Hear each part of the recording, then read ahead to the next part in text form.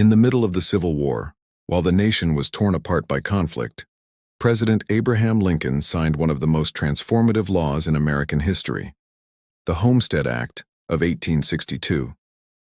The law was simple but revolutionary.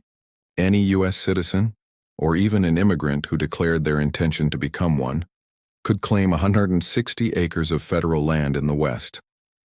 All they had to do was pay a small filing fee and live on the land for 5 years, building a home and cultivating crops.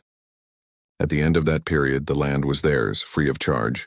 The promise of free land sparked a wave of migration.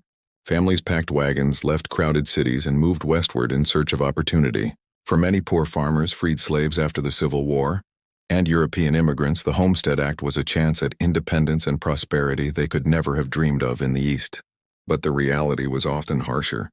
Settlers faced drought, harsh winters, locust plagues, and isolation. Thousands gave up and returned east. For those who endured, their struggles built new communities that shaped the future of the Great Plains and beyond.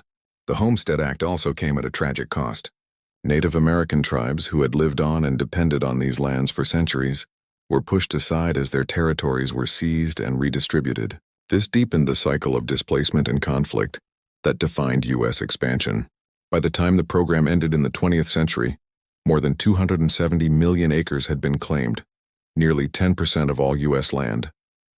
The Homestead Act didn't just expand America's borders, it defined its identity as a land of opportunity, while also leaving behind a complex legacy of hardship and displacement.